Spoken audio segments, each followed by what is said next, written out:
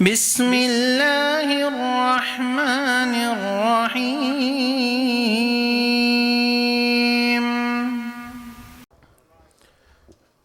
إن الحمد لله نحمده ونستعينه ونستغفره ونعوذ بالله من شرور أنفسنا ومن سيئات أعمالنا من يهده الله فلا مضل له ومن يضلل فلا هادي له وأشهد أن لا إله إلا الله وحده لا شريك له وأشهد أن محمدا عبده ورسوله أما بعد فإن خير الحديث كتاب الله وخير الهدي هدي محمد صلى الله عليه وسلم وشر الأمور محدثاتها وكل محدثة بدعة وكل بدعة ضلالة وكل ضلالة في النار. أعوذ بالله السميع العليم من الشيطان الرجيم من همزه ونفخه ونفسه فاعلم أنه لا إله إلا الله واستغفر لذنبك وللمؤمنین والمؤمنات. آج کے اس اجلاس کے معزز صدر جناب محمد اسلم خان صاحب، ناظم صوبائی جماعت الحدیث کرناٹکا و گوا، ڈڈبلا پور کی اس مسجد اہل حدیث اور جماعت اہل حدیث کے محترم ذمہ داران، اسٹیج پر موجود تمام ہی معزز علماء اور آج کے اس جلسے کے معزز سامعین، اور پتہ نہیں سامعات ہیں کہ نہیں ہیں، الحمدللہ. میری آخری تقریر ہے اور میں کوشش کروں گا کہ میں جلد ختم کروں، اور ویسے بھی میں زیادہ بولنے کا عادی بھی نہیں. آپ نے میرا عنوان سنا، مجھے اصلاح عقیدہ کے سلسلے میں گفتگو کرنی ہے، مگر میں اپنی گفتگو کو اپنے موضوع سے شروع کرنا نہیں چاہ رہا ہوں. ابھی ناظم صاحب نے جس موضوع کو چھیڑا اپنی گفتگو میں اس موضوع سے اپنی گفتگو شروع کرتا ہوں، اور اس کے بعد بات جہاں جائے انشاءاللہ. میں اس لیے نشے کی بات آپ نے کی تو میں محترم بھائیوں، محترم بہنوں، یہ اتنا سیریس مسئلہ ہے، یہ آپ یہ نہ سمجھیں کہ میرا گھر تو محفوظ ہے. نہیں، امریکہ میں دیکھ رہے نہیں، آگ کہاں لگی؟ جنگل میں لگی. جنگل میں لگی آگ کو آبادیوں تک آنے میں دیر نہ لگی.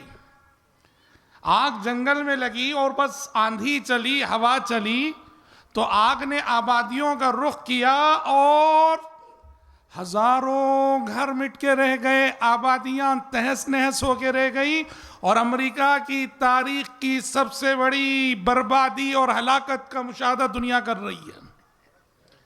یہ نشے کی جو لت ہے، یہ امریکہ کی اس آگ سے بڑی آگ ہے. آپ مطمئن نہ رہیں کہ میرا گھر تو محفوظ ہے، سمجھا نہیں بات؟ لگے گی آگ تو سب کے گھر اس کی عزت پہ آئیں گے.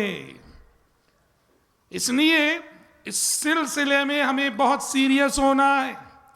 مجھے کیا ہے، میرے بچے محفوظ ہیں؟ نہیں، کب کس کا بچہ اس لت میں ملوث ہو جائے. کوئی گلی محفوظ نہیں اس آفت سے، کوئی گاؤں محفوظ نہیں، کوئی محلہ محفوظ نہیں، کوئی ایریا محفوظ نہیں، کوئی گلی محفوظ نہیں. پورا ایک مافیا ہے، جو پورا ایک چائن سسٹم ہے. یہ باقاعدہ عالمی پیمانے کا بزنس ہے، کاروبار ہے، بدترین بزنس ہے، بدترین کاروبار ہے، اور سب بڑے بڑے لوگ اس میں ملوث ہیں. بہت سنجیدہ کوشش کرنے کی ضرورت ہے. 10 دن پہلے کی بات ہے، میں اسی لیے اس موضوع سے گفتگو شروع کرنا چاہا نائم صاحب کی اس پر. 10 دن پہلے ایک ریہاب سینٹر کو جانا ہوا. ہم کچھ علماء مل کر، کچھ احباب ہیں وہ چلاتے ہیں، انہوں نے درخواست کی کہ آئیے دیکھیے، تو ہم گئے. 10 دن پہلے کی بات. کون سا علاقہ، کون سی جگہ، میں نام نہیں لینا چاہتا. وہاں یہی جو نشے کی لت کے جو شکار ہوتے ہیں، شراب کی لت ہے، ڈرگس کی لت ہے، ان کا علاج کیا جاتا ہے. تو ہم گئے دیکھنے کے لیے. جانے کے بعد تو تقریباً وہاں 100 سے زائد ایسے مریض تھے، 100 سے زائد تھے، اس میں امیر بھی، غریب بھی، چھوٹے بھی، بڑے بھی، سمجھ رہے ہیں؟ ہم نے کہا کہ یہ خود سے آتے ہیں یا لائے جاتے ہیں؟ تو انہوں نے کہا کہ ان میں سے اکثر لائے جاتے ہیں، ان کی فیملیاں ہمیں فون کر کے اطلاع دیتی ہیں، کبھی باپ فون کرتا ہے، کہتا ہے میرا بیٹا نشے کی لت میں مبتلا ہے اور میرے سے سدھارا نہیں جا رہا ہے، آپ آئیے اور میرے بیٹے کو، تو یہ اپنی کار لے جاتے ہیں اور اس کار میں اس کو بیڑیاں، اگر اس کی کنڈیشن پر، اس کی حالت پر ہے، اگر وہ صاف سیدھا چلنے کے لیے تیار ہو تو سیدھے سیدھے لے کے آتے ہیں، اور اگر گھی سیدھی انگلی سے نہیں نکلتا ہے تو کبھی انگلی ٹیڑھی کرنی پڑتی ہے، بہرحال زنجیریں انجیریں ڈال کے اس کو لے کے آتے ہیں اور والدین سے ایک فارم فل اپ کروا لیتے ہیں۔ تو بہرحال 100 سے زائد کی تعداد تھی ہمارے سامنے۔ ہم نے کہا کہ ان میں سے کچھ کے تاثرات ہمیں سننے ہیں۔ اٹھے، لائن سے آتے گئے، اپنے اپنے تاثرات بولتے گئے۔ جو افسوس کی بات کیا جانتے ہیں، یہ جو نشے کی لت چھڑانے کے لیے آئے ہوئے لوگ ہیں یہاں، بالکل جیل کا سا ماحول ہے۔ جیل میں جس طرح 24 گھنٹے پہرا رہتا ہے، 24 گھنٹے وہاں پہرے دار رہتے ہیں، پتہ چلا، اور کیا مجال کہ کوئی باہر نکلنے کوئی راستہ ہی نہیں۔ اس میں ہم نے محکمہ پولیس کے افسر کو بھی دیکھا، جو پولیس ہے اور آن ڈیوٹی ہے، اور نشے کا عادی ہے، اس کو احساس ہوا، بچوں نے احساس دلایا، تو چھٹی ڈال کر ہاں وہ نشے کی لت چھڑانے کے لیے یہاں آیا ہوا ہے۔ اور اس میں ہم نے MBBS ڈاکٹر کو دیکھا، MBBS ڈاکٹر جس نے MBBS کیا ہوا ہے، سمجھ رہے، اس نے اپنے تاثرات بیان، اور خون کے آنسو رونے کی بات ہے، حافظ قرآن۔ اور میں یہ بات بتا دوں، یہ حافظ قرآن ہمارے شہر بنگلور کا تھا، ہمارے شہر بنگلور کا، نشے کی لت۔ ہم نے کئی ایک کے تاثرات سنے۔ ایک بات بھائیوں اور محترم بہنوں سنو، مشترک بات جو تھی سمجھنے کی ہے وہ یہ کہ ہم نے سب سے پوچھا، جتنے بھی تھے، کہ آپ کو نشے کی یہ لت اور یہ عادت کیسے پڑی؟ سب کا ایک ہی جواب تھا، دوست دوست دوست، فرینڈ سرکل۔ اسکول گئے، نشے کی عادت پڑ گئی، کالج گئے، دوستوں سے نشے کی عادت پڑ گئی، کبھی کسی کمپنی میں کام کرنے گئے، نشے کی عادت پڑ گئی۔ سارے لوگوں کے مشترکہ تاثر ہے کہ ہمارے اخلاق جو بگڑے ہیں، نشے کی جو عادت پڑی ہے، دوستوں سے پڑی ہے۔